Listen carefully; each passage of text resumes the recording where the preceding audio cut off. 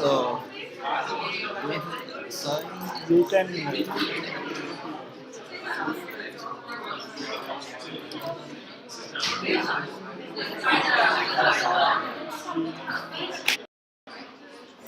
this is offline. this is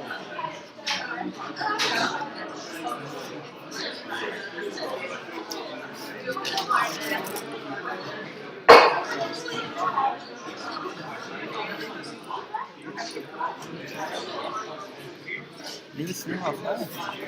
this is should say don't play this thing HD because it will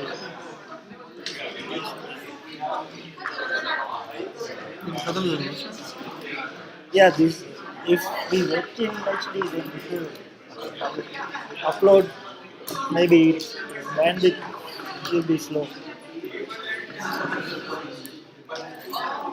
Is it stream now? Start recording as well. Do you have enough space? Maybe you check it. Yeah, I think I have enough space.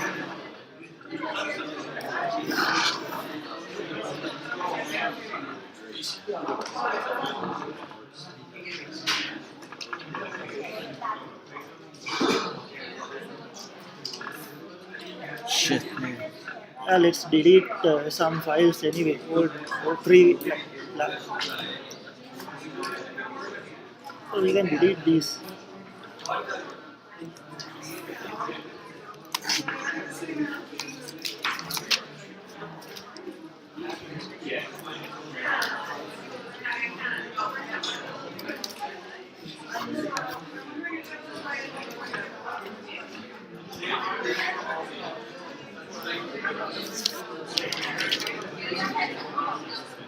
Plus the free storage.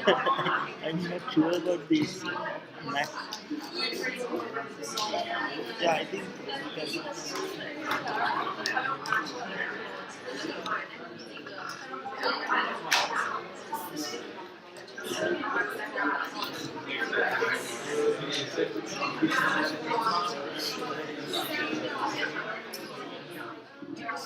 It's not enough, right?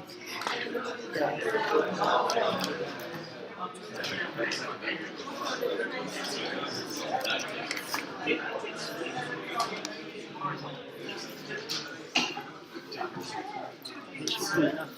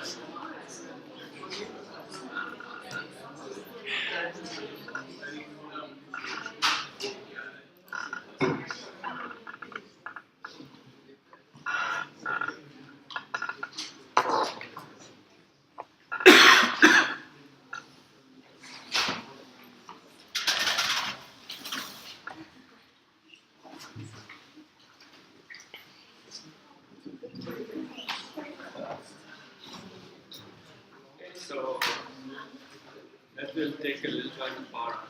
Okay, so let's start. So as all of you know, homework 1 is due on Monday. Okay, so this Monday. And also maybe some of you noticed that we had video issues last class. And so I think the TA is working on notes for the lecture. So yeah, so that we had some problem there.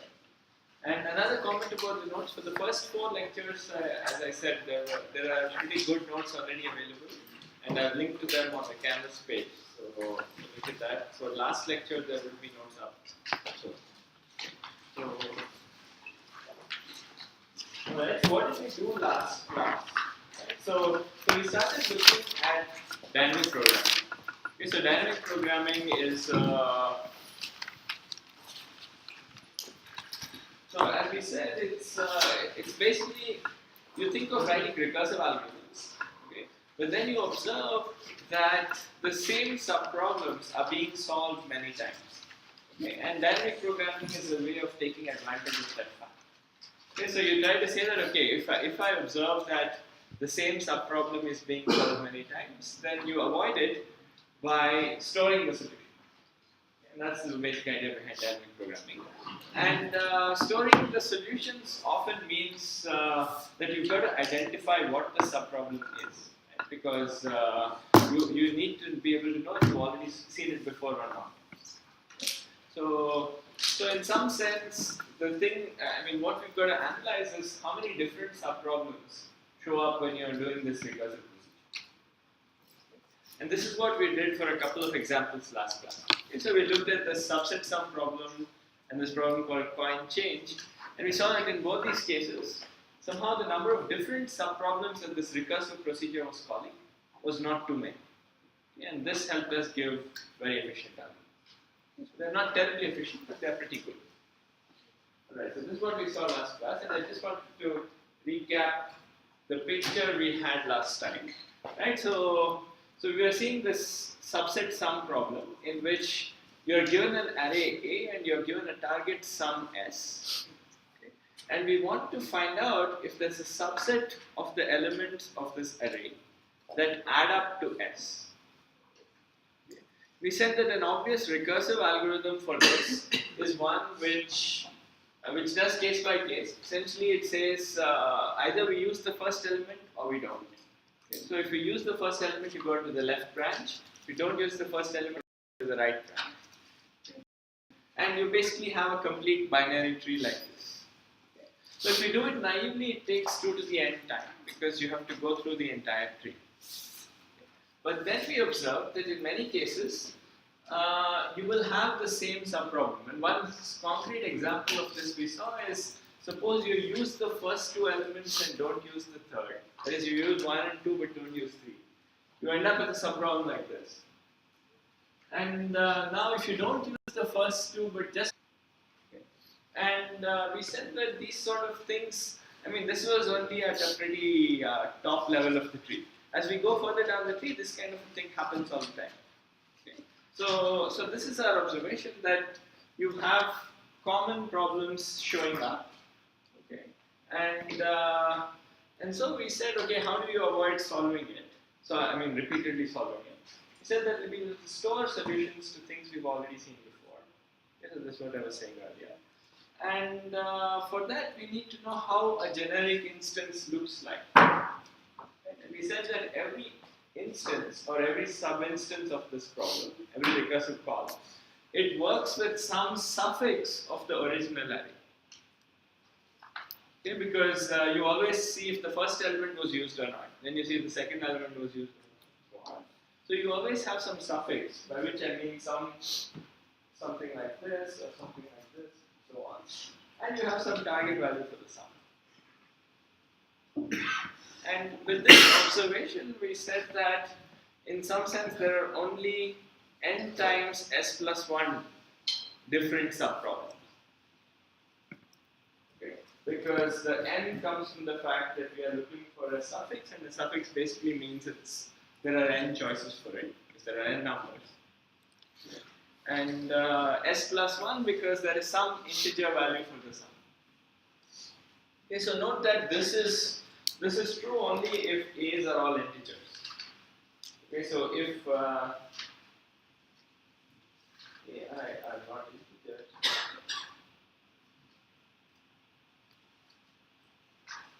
always are.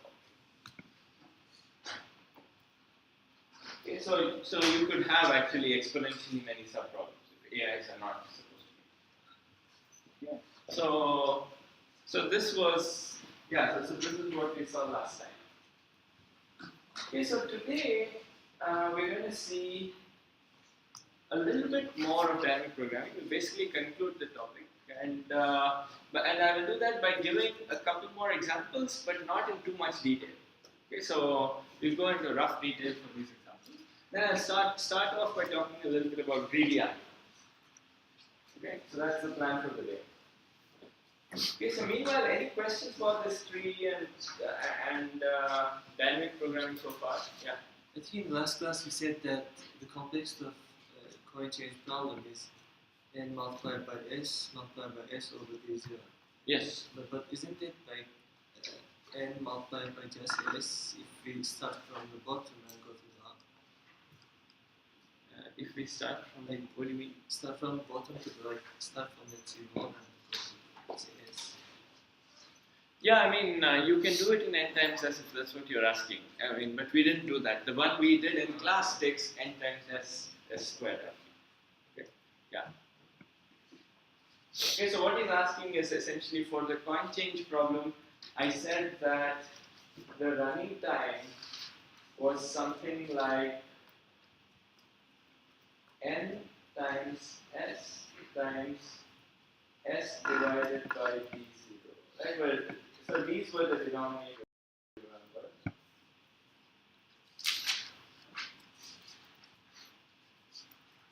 And this was in the naive implementation that I discussed in class. I mean, if you're a little bit more clever about it, you can get rid of this second term s divided by d. Yeah, and that's what he's observing. So this is true. Alright.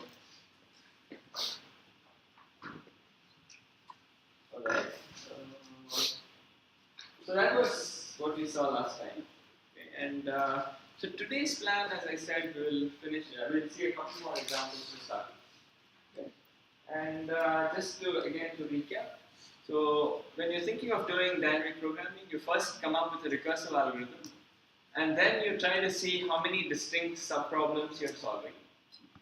So you've got to find a way of clearly defining subproblems. And that's always the thing.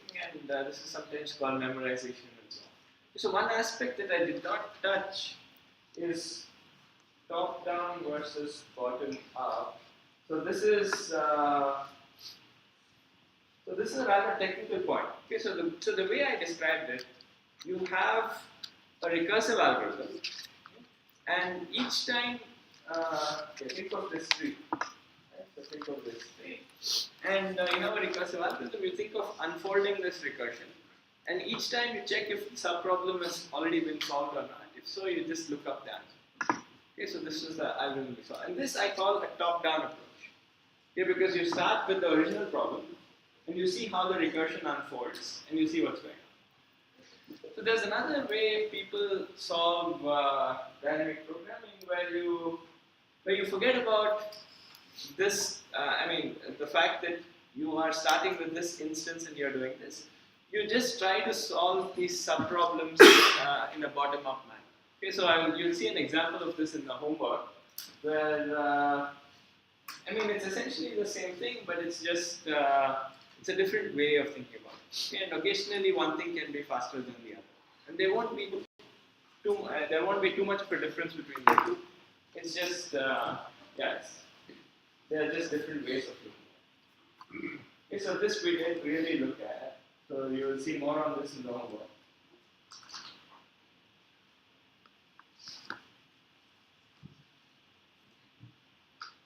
Okay. Alright, but the thing to remember about dynamic programming is that the main challenge is how you formalize subproblems. Okay, so you've got to reason about how many subproblems there are. Okay, and you may think this is clear, but we'll see an example where it could be a little tricky. So first, an example where it's not very tricky. It's what's called this longest increasing subsequence. And I have this example mainly for pedagogical reasons. This is one of the most standard examples you'll see in every textbook about dynamic programming. So the question is this. Okay, so you're given a sequence of numbers a0 through an minus 1. And they're not sorted or anything. And your goal is to find the longest subsequence whose elements are in increasing order. Okay. And by subsequence, I don't mean a contiguous one. I mean any subset of indices Okay, so you could, for instance, pick A0, A3, A4, A10. Yeah, so this is a subsequence of the original sequence. Okay, now what you want is a subsequence that is increasing. Okay, so remember that A is not short. So you want a subsequence that's increasing, and you want the longest section, so the one with the most number of elements. And let me just give a very trivial example.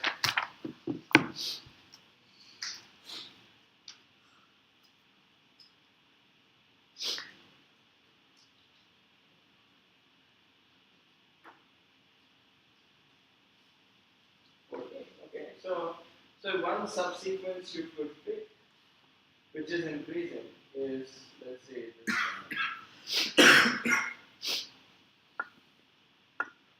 So you can pick all of these elements, and these are all in increasing order. So this is a valid increasing subsequence. Another subsequence that is also in increasing order is this one, this one, this one. This is not quite as long as the previous subsequence, right? So the previous subsequence is only of length 3, while the original one was length 5. So what you are looking for is the one that's the longest. Okay, so the bottom subsequence is preferred to the top. So that's all I mean. So that is the definition of the problem. Okay. So now what is a natural recursive algorithm for this problem?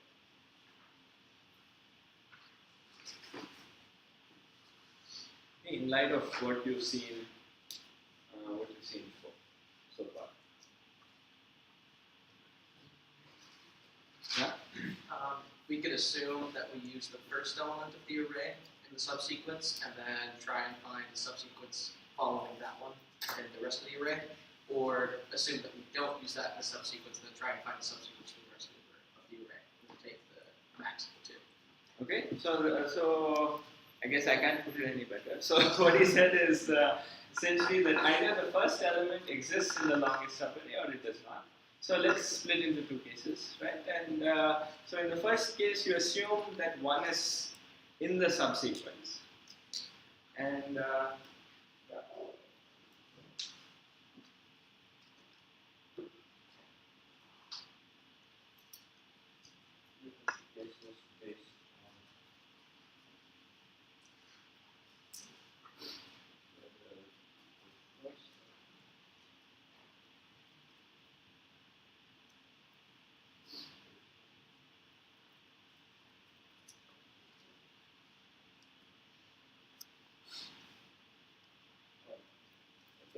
this is the high-level idea. And right, so now let's look at the easier case. Okay, so suppose I tell you the first element is not in the subsequence. Okay, so now what is the answer that you will need to find? So what is the longest subsequence, assuming that the first element is not in the sequence you're picking? So what recursive call would you have to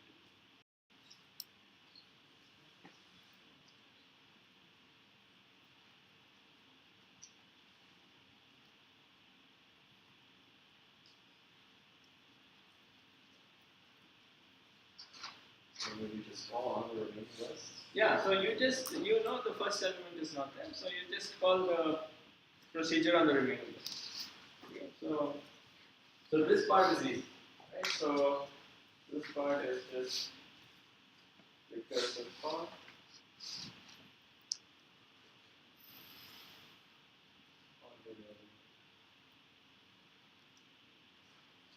What about the first one? So suppose you decide that the first element is in the sequence.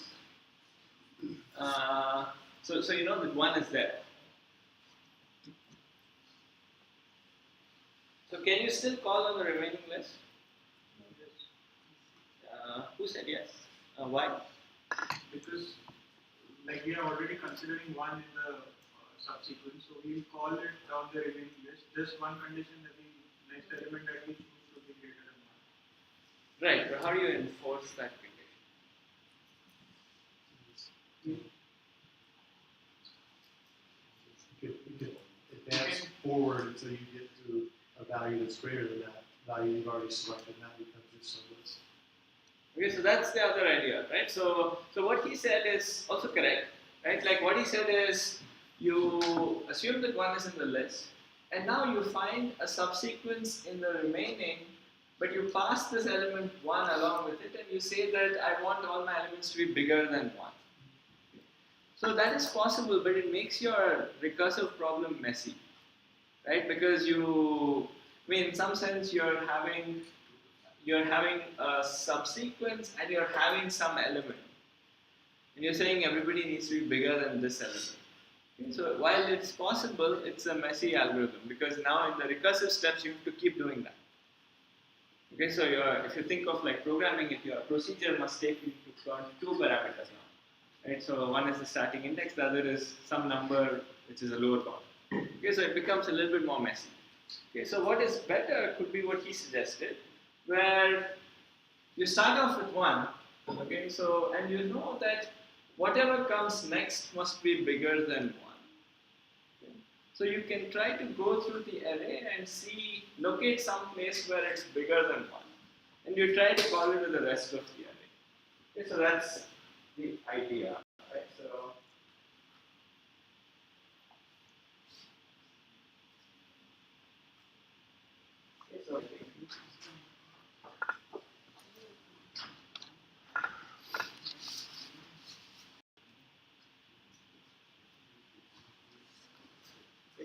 but is this enough? I mean, I see a lot of discussions, which probably means people are unhappy about it, right? So is this enough? Like you go through the array, find some place where AFI is bigger than A0 and recursively call it.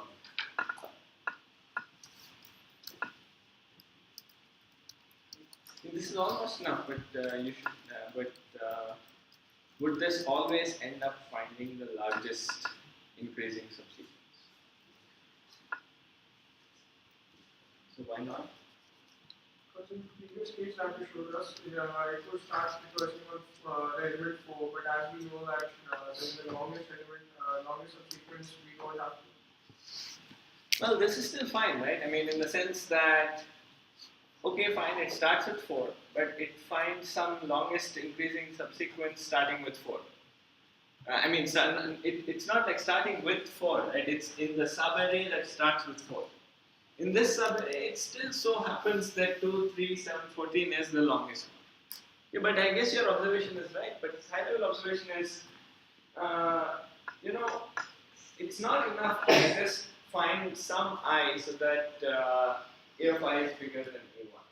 Okay, so like if you want to see a more worse example of this, so you could have the same thing.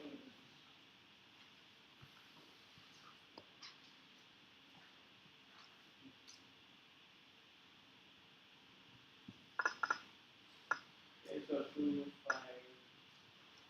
Yeah, so one has to think a little bit if you want to construct a really bad subsequence. But let's see.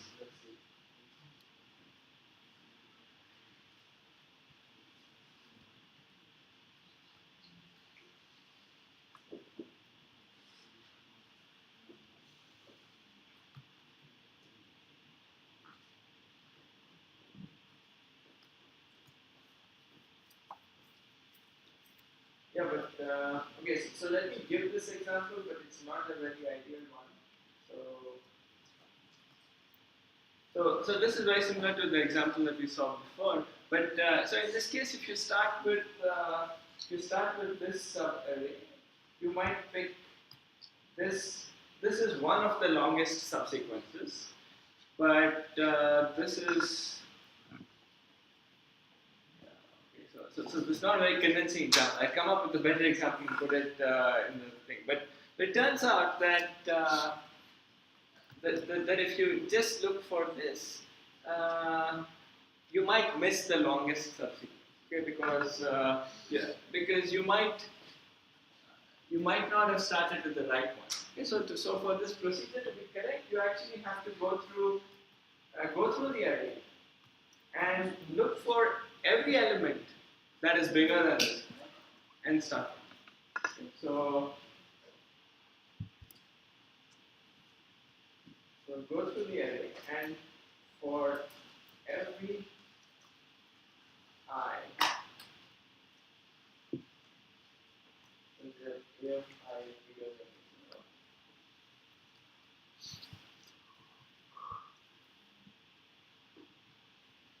The correct.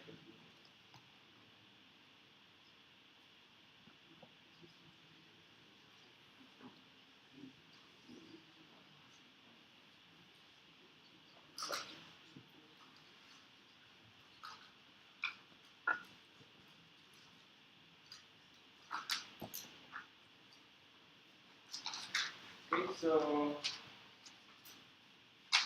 yeah. So any questions? Yeah. I think if you place 6 in place of 4 or 3, it will do the thing. Because if it finds 6 first, it will not find anything less than that after that, when it makes it plus So again, so your array is 1, 6, something like this. What is your array? Yeah. 1, 6, 3, 4, 5. Yeah, so this is still not a great counterexample because when you look for the longest increasing thing in this subarray, it's still 3, 4, 5. Right? So, But if it finds 6, it will not. But if it makes a recursive call after 6, it will not find anything less than 6 after that.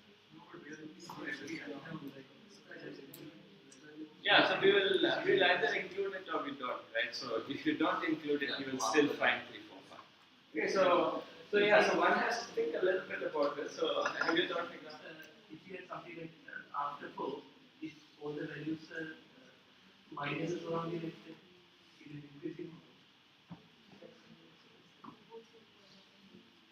Let's say if you just call for that one, you will get Again? if after 4, Yeah. all the other values are like something like -5, -3, and so on like that. Okay. If you call without calling for every I, Yeah. that day you will get that minus sequence as the longest sequence.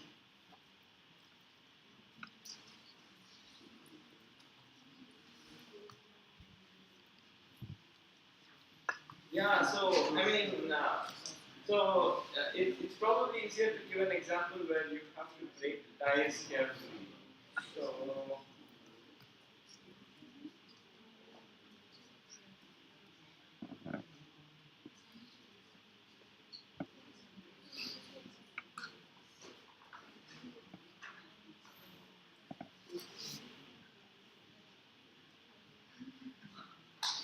okay. So let me not waste my time. I will actually try to post the sequence on Canvas, okay, where this doesn't work. Okay, so it's yeah. So you'll see that this doesn't always work because you might miss one of the subsequences. Okay, so you actually have to do something like this. So you guys can come up with a sequence now. It's a good exercise, but you should probably listen to what I have to say next. So, all right. So this is the algorithm.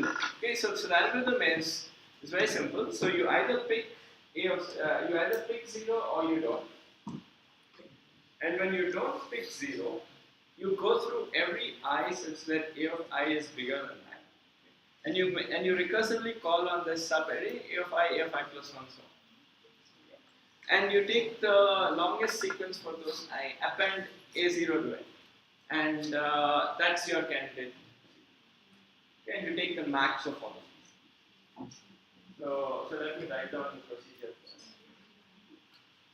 So we have two basic cases. The first case is we choose A0. We don't choose it.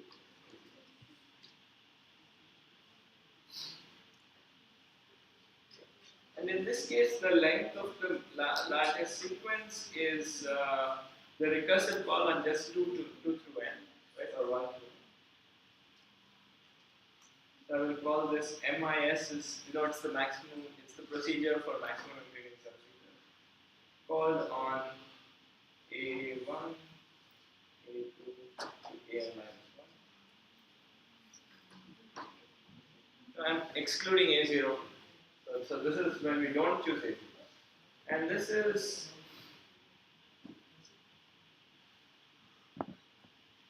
so in this case we have 1 plus max over I such that A of I is bigger than A0 or MIS of A.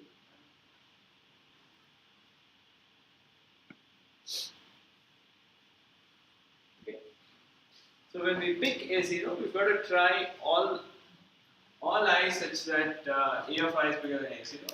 We've got to look at these guys. And you take the largest such thing because that is like so we want the longest sequence where you add A of 0 to it, and that's your increasing subsequence for the whole array. Right? So yeah, so let me pause here and see if you guys have questions. Yeah. What is the MIS? Oh, yeah, I'm sorry, maybe I should have written it more specific. So I'm defining this procedure MIS. Okay, so MIS is the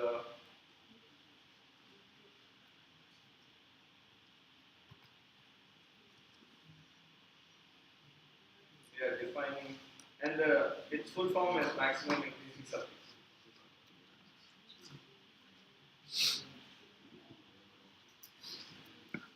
Okay, so we are defining the procedure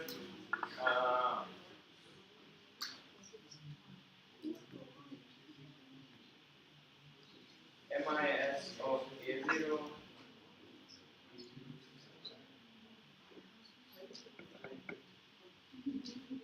okay, so we are defining this procedure MIS of A0 through AN minus 1.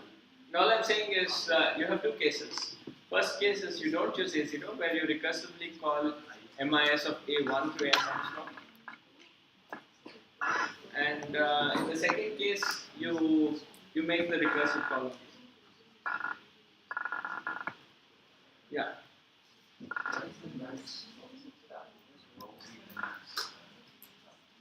So we don't know, we have to compute it, right? So all I mean by that expression is you try all possible values of I such that A of I is bigger than A0. Okay? And for those I, you compute the maximum increasing subsequence of that subarray. Right. Yeah, so that's the length of this. So this is how you do it. Okay, so yeah. So for the second one, like if you don't choose A of 0, we have to mention that for every I. You mentioned what? If we choose A of 0, Right.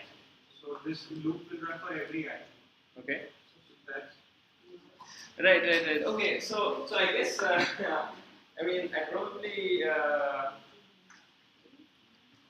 so maybe I will redefine MIS of this thing in a very clear way. Okay, so let's let me be much more formal about this because some of you guys seem confused, some of the others seem confused for other reasons. So I will redefine this. Okay, so maybe it's actually best if we go back to the definition of the problem. I'm going to define the procedure I want to define. Okay, so we want to come up with the recursive algorithm for this problem. And yeah, so I got a little carried away with his suggestion. So maybe I will start from scratch.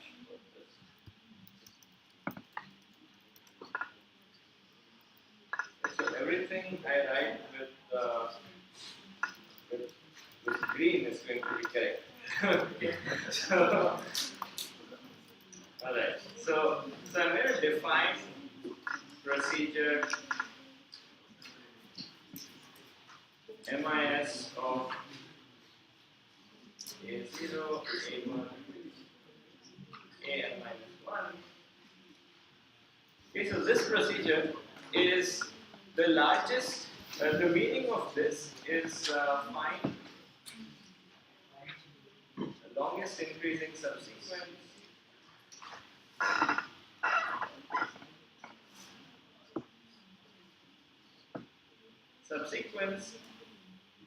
that includes A of 0. Okay. So let's redefine this, because I think this will make this will actually clarify all your questions. Okay, so I want to define a procedure that I'm now calling MIS. Okay, so if you want, I will call it MIS prime, just to distinguish it from what I said previously.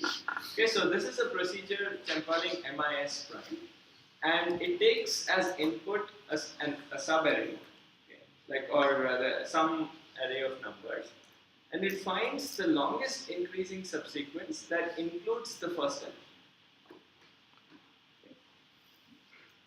So now the answer to your original problem is simply you call this procedure with each of the elements and you take the largest one, because you don't know where your true maximum longest increasing subsequence starts. Okay, so I think that is the reason cause for all of the problems in the previous slide. We don't know where this longest increasing subsequence starts. Okay, so let's so instead let's define a simpler procedure which tries to find the longest increasing subsequence that includes the first element. Okay. So any questions on the definition of this? So it handles all the problems that you guys have been raising. Okay. Yeah.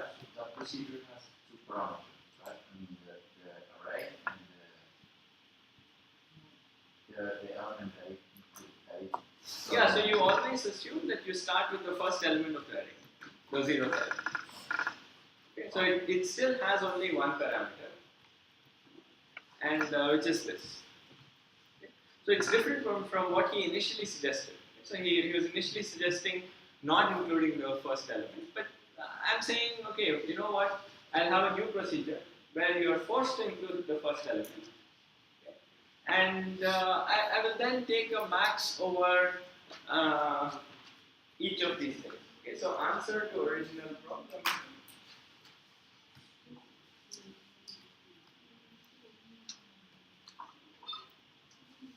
equals max over I of MIS prime of A of I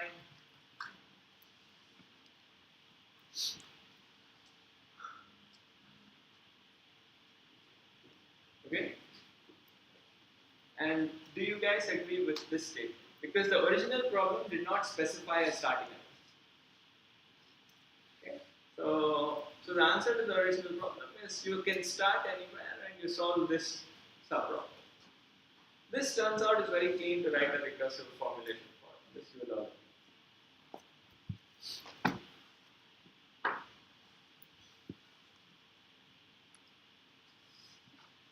Okay, yeah. Over here, have you eliminated the case where we are not considering that the first element is not being included? Right, we haven't eliminated per se. We are just defining a new problem where that case is not even considered. Okay, so over here you are saying that we would consider that the first element will always be included. That is in the definition of MIS prime. Okay, but the answer to the original problem you will still compute it by now looking at every possible I, max over all I, and looking at this. Okay, so now you are taking into account the possibility that you've not considered A0, A1, and a bunch of things. Right? Because if your answer to the original problem did not include A0, okay, so suppose your array was 4, 1, 2, 3. Okay. So now I will call MIS prime on the full array. On the full array 4, 1, 2, 3. So what is the value of this? Just to click here. So it's the length of the longest sub-array that includes 4. And that's 1, right? What is MIS prime of 1, 2, 3? This is 3. Right, and so on. Okay, so for the other guys, for 2, 3 it is 2, and for 3 it is 1. So, and when I'm asking for the answer to the whole problem, I will just find the max over this for all I. Okay, so I will end up finding the 3. So, yeah, so this is just a way to, so to not run into these issues that we ran into earlier. Okay, so this is a clean way of avoiding those issues. So actually, so now you see the importance of defining the subproblem very clearly, right? Because you can always make mistakes like this. Okay? So yeah. In this, we are not reusing or storing it. We are not. Why not? I mean, we will see why. So why not reuse? That's what I'm asking. Like, are we reusing anything? We'll get to that. Yeah. So we still haven't written the recursive procedure for MIS prime yet. I'm still in the definition phase of MIS. So now what is the actual recursive procedure for MIS prime of A0?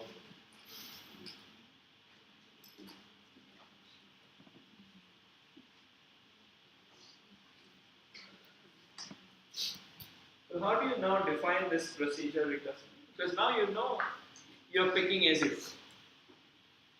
Right? So now you are in much better shape than before. So now all you've got to do is figure out what the next number that needs to be picked is. Right? So my goal is come up with a recursive procedure for this.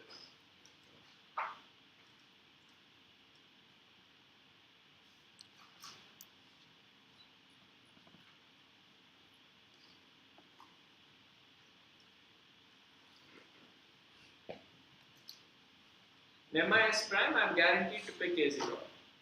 So how do I now write a recursive procedure?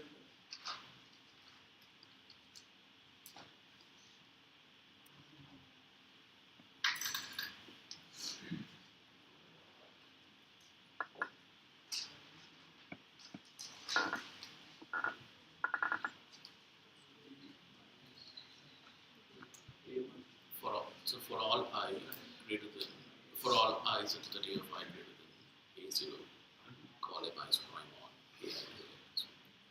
Yeah, so I claim that the exact same thing I had written down earlier, right? So I will have to, for all I such that A of, such that say I is bigger than 1, such that A of I is bigger than A0. So find prime of A of I.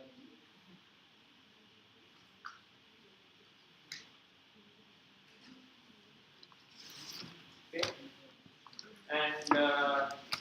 and your answer is just 1 plus the max of these things. And your output is 1 plus max over such number. Okay, max over all I for which A of I is bigger than this of MIS of this. And now the proof of correctness is easy to see, right? Because what you know is you want to find a subsequence that includes A of 0.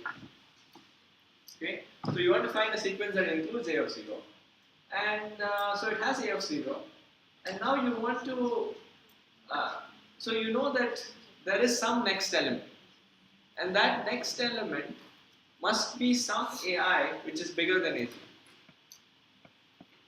Okay, and now so you know that the next element is bigger than A0, so you are including that.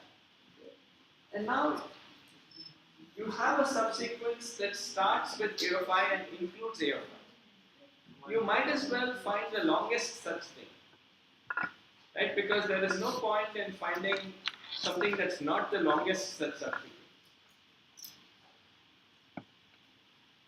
Okay, so yeah, maybe you guys, some of you might think this is I don't know. So maybe I'll pause here for a little bit and let you ask questions. So will this one produce correct result like always? Right. So that's what we want to ask, right? So I want to claim that this always finds the right subsequence, and I want to claim that it does. Okay. And the reason is, let's take any subsequence that starts with A of 0. Okay, so it's I'm trying to argue about correctness. So take any subsequence that includes A0. Okay, and let it be A0, A of some I1, A of some I2, A of I. So this is some subsequence of the A's, okay, which is, suppose this is the longest of it. Now I know for a fact that A of I1 is bigger than AC because this is an increasing subsequence. Okay, so take any increasing subsequence.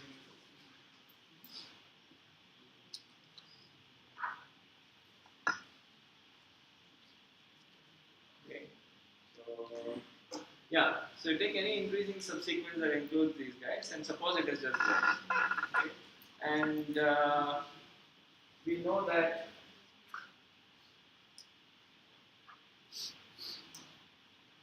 A of I1 is bigger than A0. So it will be considered in this thing, in the procedure. So,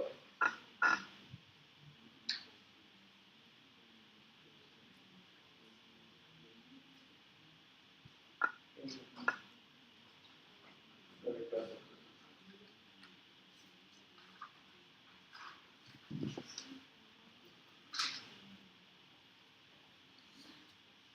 Okay, so you will definitely consider this I1 in this procedure.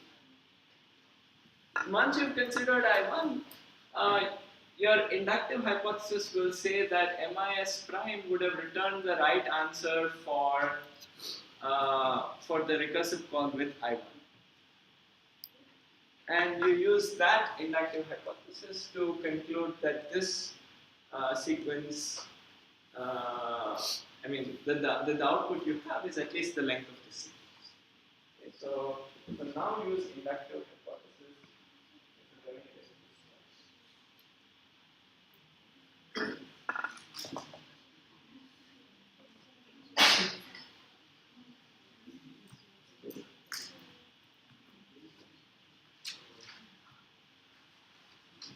So now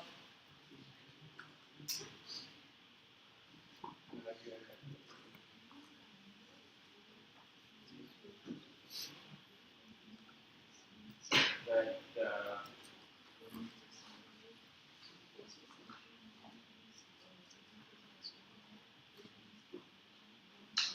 so 1 plus MIS of A1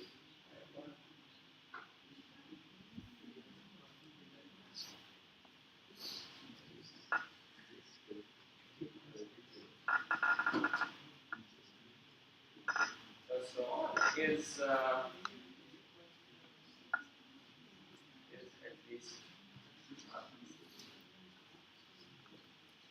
yeah. So, like once you do 1 plus max over all MIS prime, you're kind of losing context of what is the first element. No, so, but we are using MIS. Did I write MIS? I need to write MIS prime here, right? So we already know that the first element of that thing is A of I. But you're like doing max over all possible AFI. Yes. Eventually, it doesn't matter what the first element is. What do you mean? Only, it again becomes like a max. No. So you have to have some sense of what the first element is in the recursive form, and that's the reason we moved to this form. Because that's why you're trying all possible choices for the first element. So yeah. So what? Ask your question again, and then it will become clear.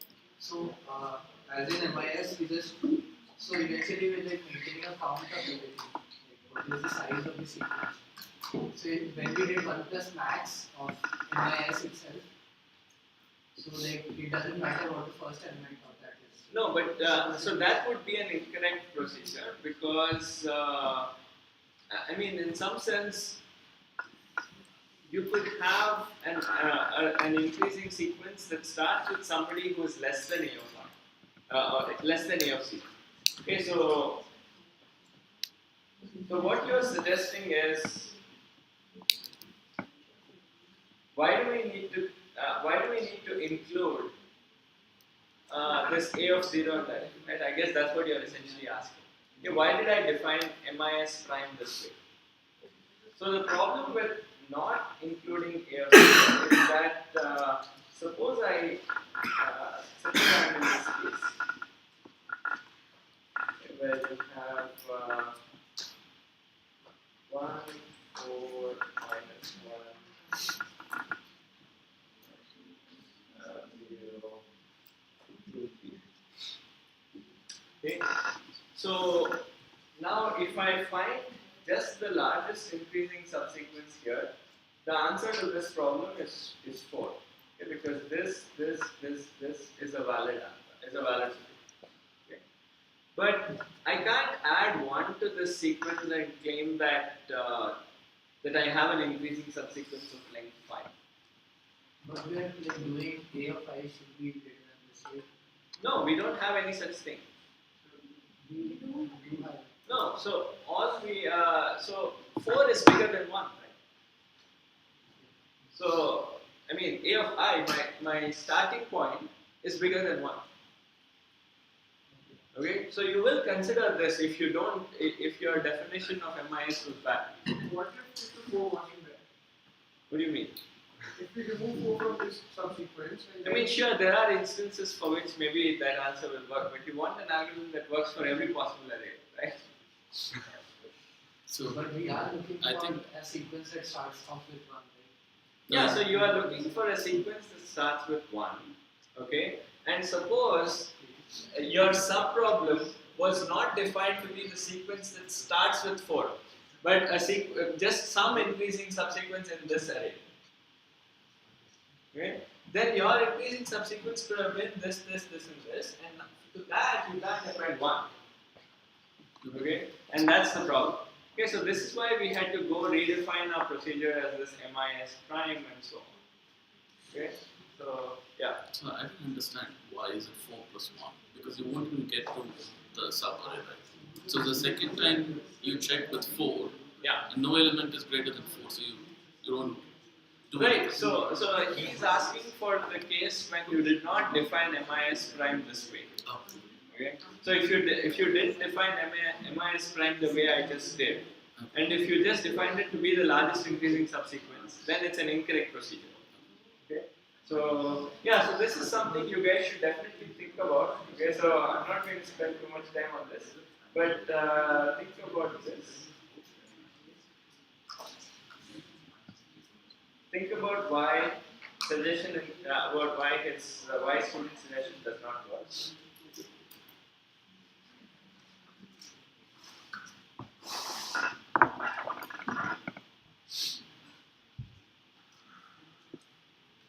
Okay, and I just explained this reason that if you did not define MIS prime the way we did, then you would have found -1, 0, 2, 3 as a solution, and that's a bad solution because you can't include 1 to that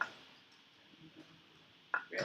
So this is why you have to be careful when you are doing very simple problems. You have to be a little careful about how you define these indexes. Yeah. What was R? Sorry. What was R? Oh, R was the length of the R was the length of this thing that I picked. So yeah.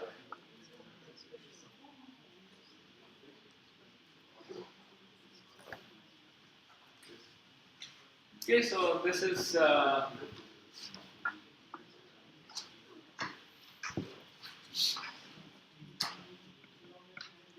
so I will not include this page.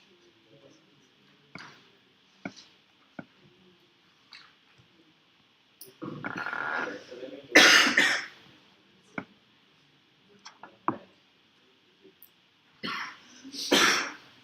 So yeah, so now when you define it this way, you can now see what the number of subproblems is. What is the number of subproblems for this procedure? In every subproblem is just defined by the substring that you have. Okay, so the number of subproblems is on the end.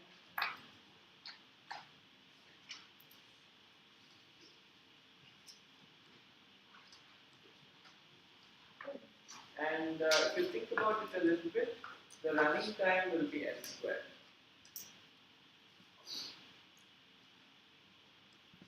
Okay. So yeah.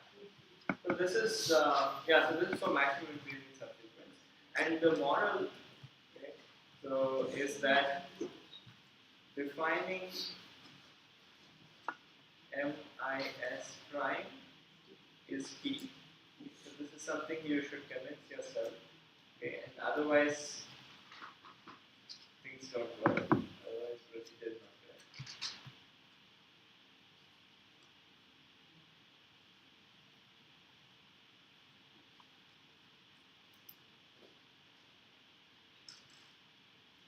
Okay, so this. And the broader model is one has to be careful about defining. Should be careful.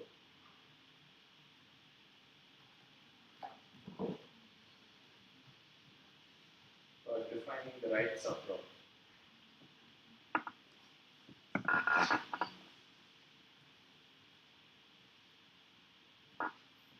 So I was going to have another example to illustrate this, but I think even increasing subsequence kind of illustrated the point pretty well.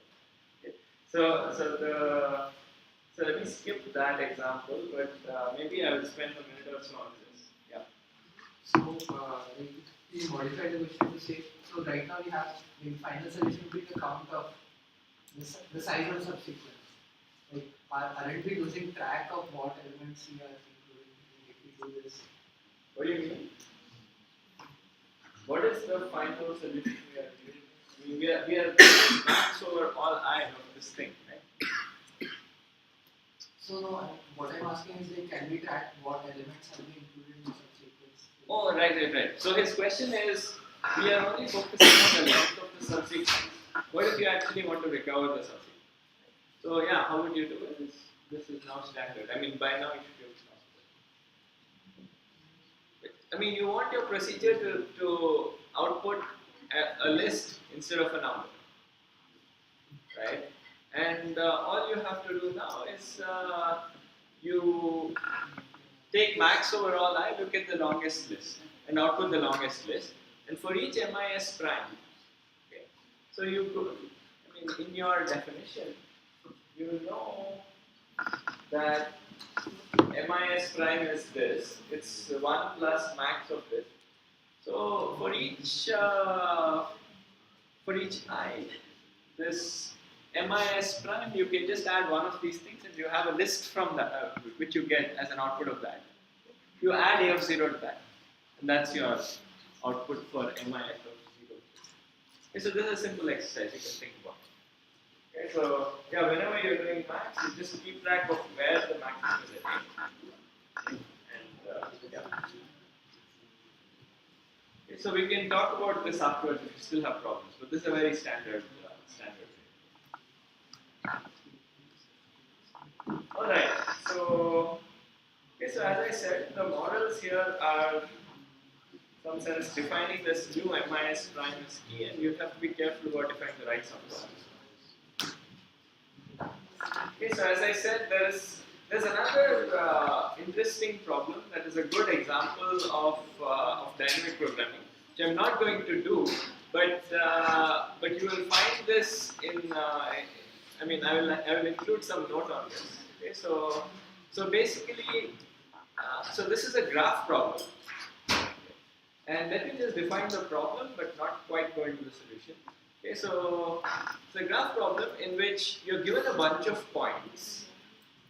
Think of them as some vertices of a graph, and you've got edge weights, and edge weights represent distances between these points. And now your goal is you want, so imagine you have a traveling salesman. This is a profession that doesn't exist anymore, but these are people who go from door to door and try to sell items. So what they want to do is they have a bunch of houses they want to cover, and they want to plan out a path. Okay, so in what order should I visit? And eventually the salesman needs to come back to his own house. Okay.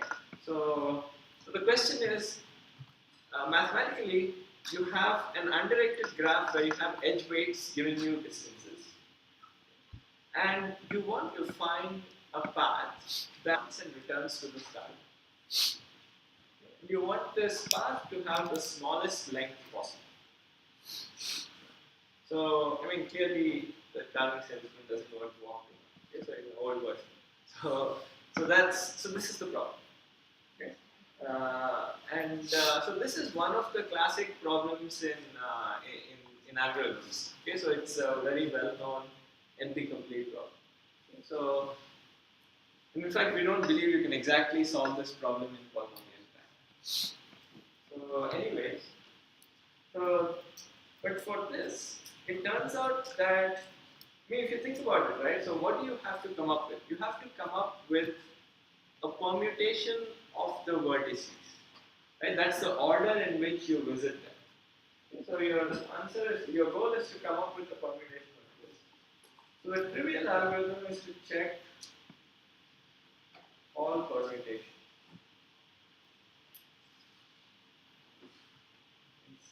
One as least cost.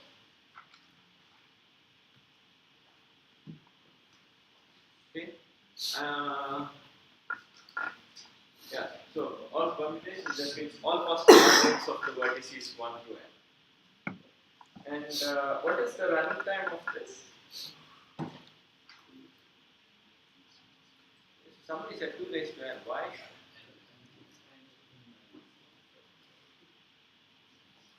Sorry? Yeah, so this is the number of permutations of n numbers. It's defined as n factorial, so it's n factorial, which is n times n minus 1 times n minus 2. Okay, so this is part of your prerequisite homework or something like this. I mean, if you remember. Okay, so homework 0 had some problems. Okay, so trivial algorithm takes time n factorial. Okay, and there's also the time to compute the cost of each of these things, so that's another, I don't know, n or something. Okay, so let's ignore that because this is already pretty big. Okay, so that extra n doesn't really matter. Okay, so this is n factorial. So it turns out that there is a clever dynamic programming algorithm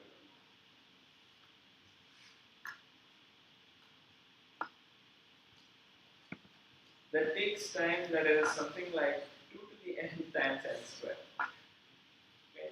And yeah, maybe it's not obvious to all of you that that number is significantly worse than this.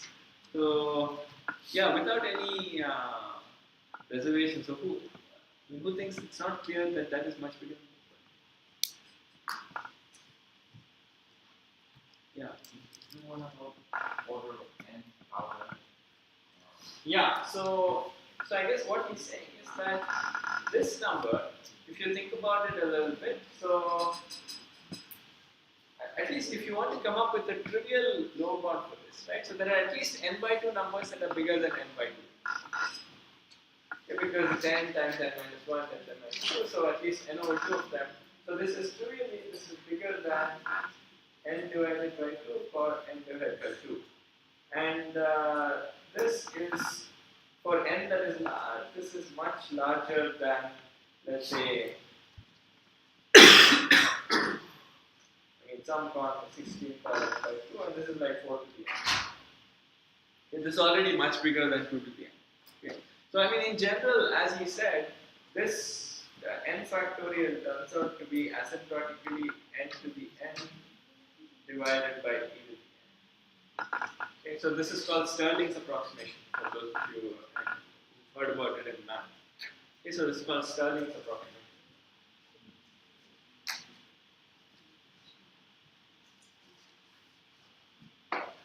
Okay, so the bottom line is that this trivial algorithm is way worse than even exponential time. Okay? And for a while people thought, okay, so this seems to be a problem that's not even possible to do in 2 to the n time. Okay, because like it's a problem on n vertices, it's a graph problem. You would expect that it can be done in 2 to the n time, but it seems to be taking n factorial. And then somebody came up with a nicer dynamic programming algorithm that takes time at something very close to 2 to the n. So it's like 2 to the n times. Okay, so that's why this algorithm is even interesting, because the trivial one is it's worse than, way worse than 2 to the n. Okay.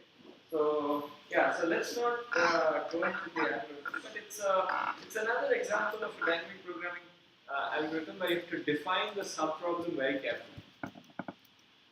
Okay. So another example of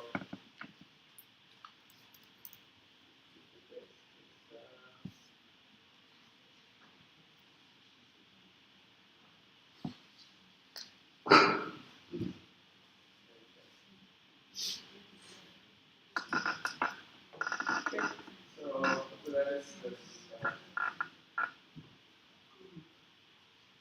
Okay, so with this, let me just go back to a short summary of dynamic programming. Okay, so this is where I want to end dynamic programming. And the way you always think about it is you design a recursive algorithm. Sometimes the procedures have to be defined carefully. And you observe that the number of distinct subproblems is small, and then you store all the answers to these subproblems. And this is what we do. And as I said, the challenge is formalizing the recursive procedure. Alright, so let me now switch gears, and I want to talk a little bit about what are called greedy algorithms. So this will be a subject of whatever remains, maybe the next 10-15 minutes and the next lecture or so. Okay. So what are greedy algorithms? I mean, when we think of the word greedy, something like that picture comes to mind, but that's not quite what we are thinking about, right? So, I mean, usually our goal in optimization problems is to get the best objective we can. Okay, so in that sense, we're still after the optimum, but usually when people say greedy algorithms, it's more like myopic. Okay, so it's like short-sighted algorithms. So algorithms where you have to make a bunch of decisions, maybe you have to make a sequence of decisions, but every time you just choose the best at that current step without taking future into account. Okay, so it's not. I mean, we are still greedy in. I mean, we are still trying to maximize the objective. Okay, but yeah, it's just a special class of algorithms where you make a sequence of decisions one after the other. Okay? So this is what we mean by greedy algorithms.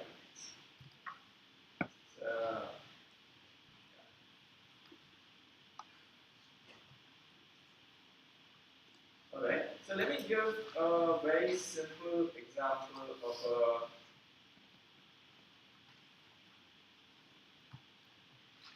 of a problem. So I'm going to give two examples today, and today will just be about the examples. So maybe I'll start with the example that does not work first. So this is an example which I'll call matching. Okay, so suppose you have n children. and you've got n gifts. And every child has some happiness value for every gift. Okay, so you've got n children.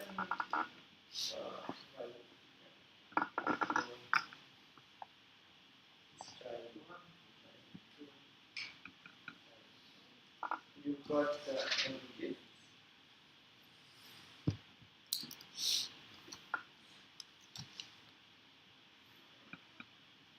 And every child has some valuation for each gift. So maybe this child thinks that G1 has cost 1, G2 has cost 0, and so on. And similarly, every child Ci has some happiness value of Hij for gift J. So Hij is value of gift child C. And now, of course, your goal is to assign gifts to children so that the happiness value, so that the total happiness is maximized. So it's a reasonable goal. Okay, so there are other variants of this where you want the minimum happiness to be largest and so on. But but let's say we are interested in just total happiness.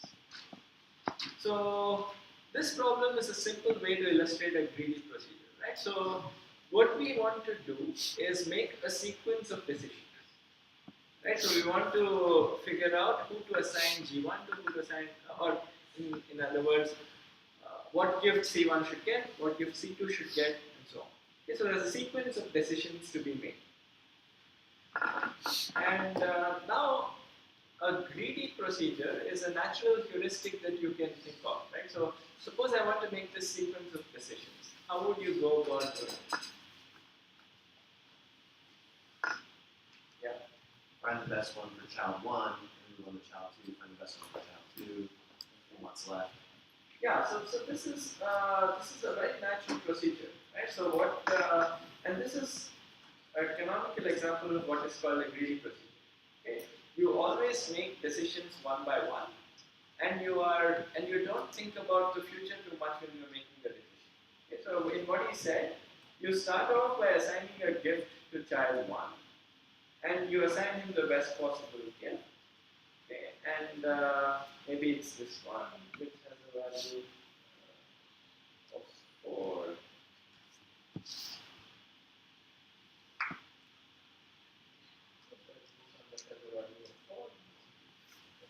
And now you pretend that this gift doesn't exist anymore. And now you move on to C2, and you assign among the gifts that remain. You assign the one that this child values the most, and so on. Okay, so the greedy algorithm is go through children.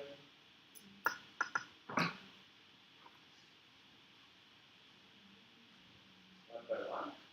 C1, C2,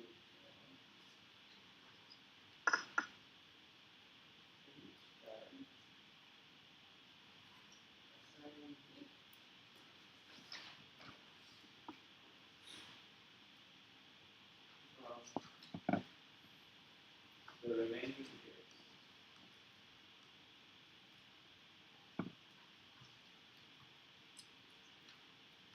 That has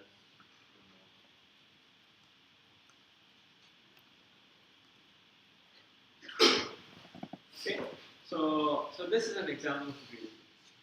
Okay. So can you think of examples where this doesn't work?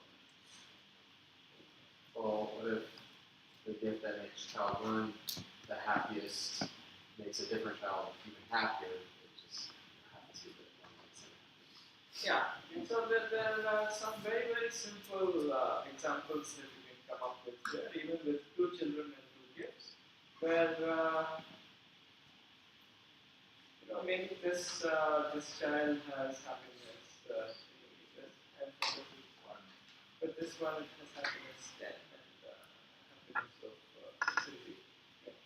So, okay, one. Okay. So if this is the assignment, then clearly you want to do 10 and 1. Okay? But if you do this naive procedure, you have 3 plus 1. 3 plus 0. So there are, so you might say, okay, in this case, maybe I assign the high values first and so on. But even if you reorder children in such simple ways, it turns out there are bad examples for these kind of procedures. Okay? So greedy doesn't work for this problem. So greedy does not work for this. Does not always find.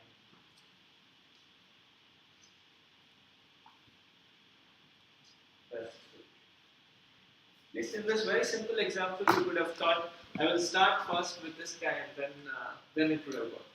So, sure, in this example it would have worked, but sometimes even these kind of procedures work. Alright, so that's, okay, so why don't we study these algorithms? First, we study them because there are some cases where they do work.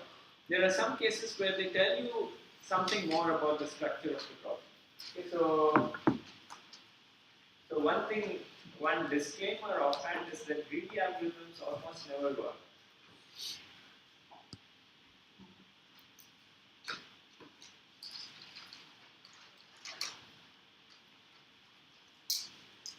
Okay, but sometimes they give useful insight. Okay, but often they give very useful insight.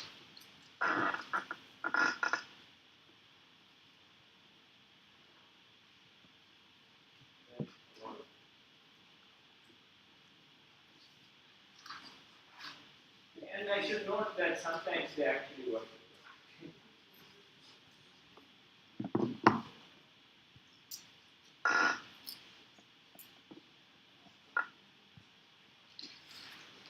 And also you'll see that in practice, this is often the first resort that people, this is the first, it's like a sanity check, right? So you try to see if some natural greedy algorithm works. Okay? And then you realize, oh, okay, it doesn't work for this reason, maybe I need to try something more complicated. Okay? And it often, so that's why I said it often gives you insights about how to solve the problem. So, alright, so let's look at an example where actually greedy does work.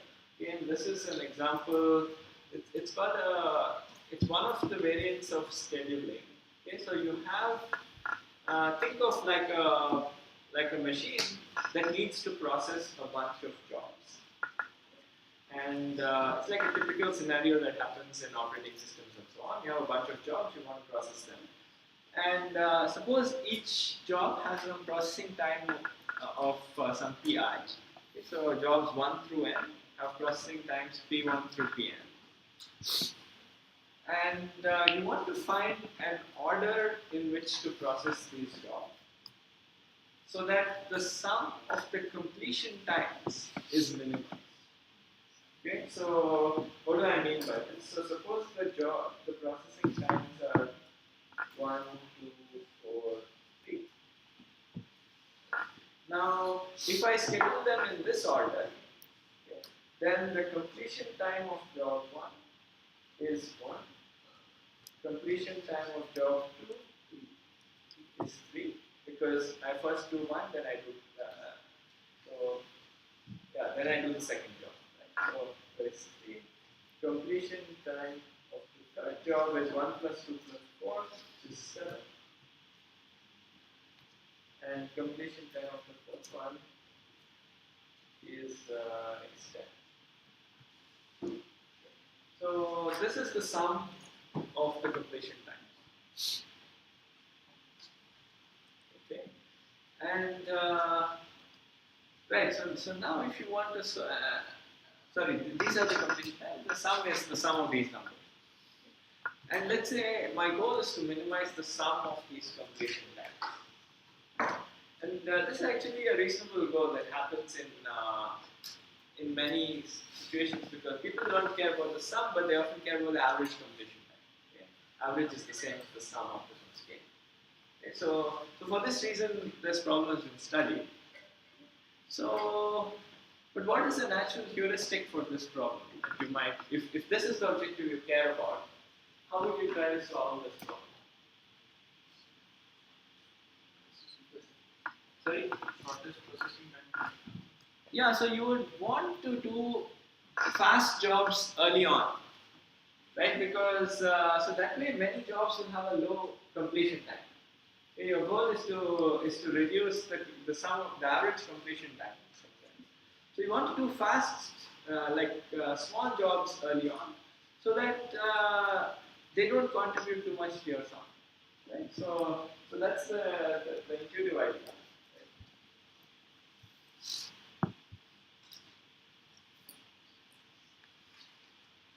Is to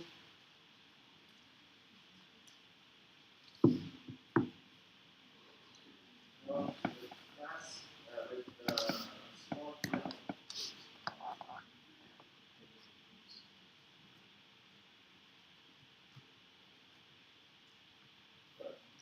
And the natural exception of this is to say that process in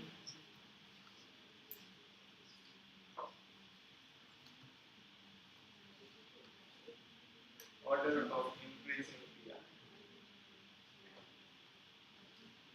Okay, so you just sort the jobs in terms of processing time and process them in that order.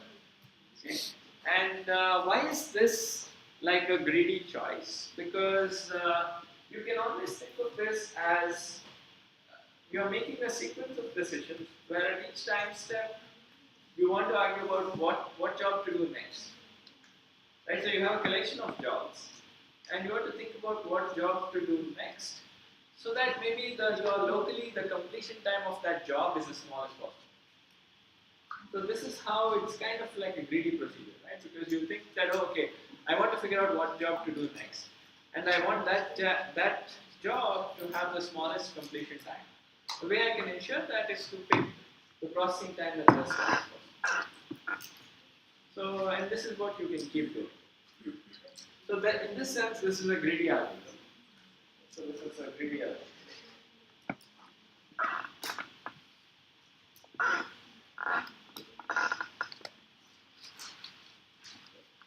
And I want to claim that this is actually optimal.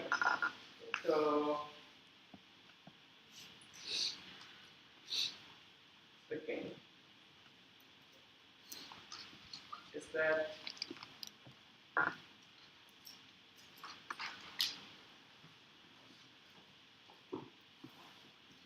in this order is the best possible.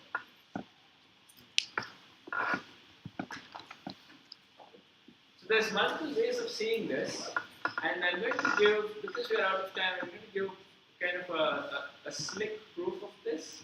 But you can also argue this by saying, suppose the optimal processing time is something where the things are not in order, and you can try to reverse two things that were out of order. Okay, so this is the multiple proofs. Okay, so proof one is suppose the optimal order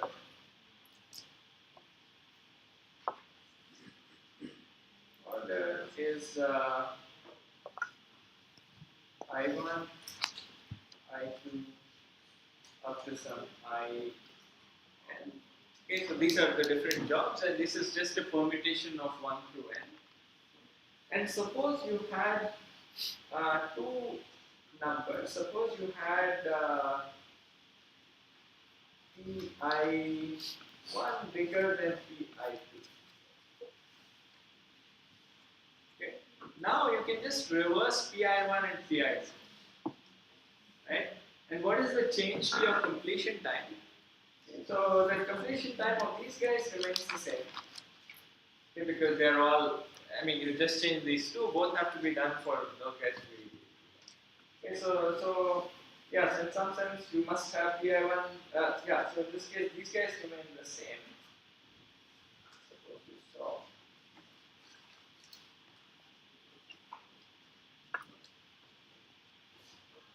Then, right, and for this one, the original completion time was Pi1 plus Pi1 plus Pi2.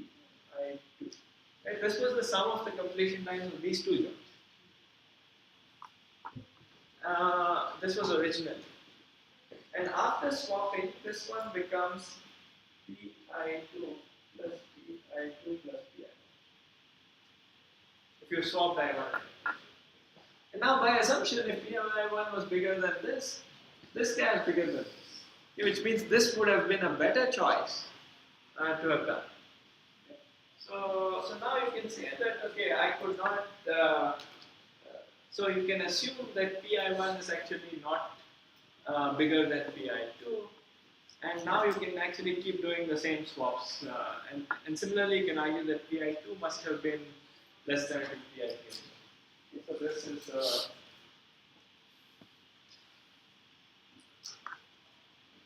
implies could not have been optimal order.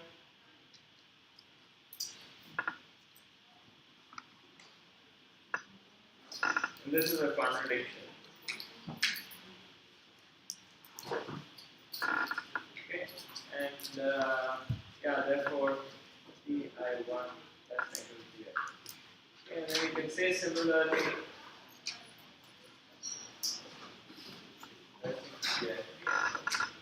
Okay, and this is why the optimal order is sought.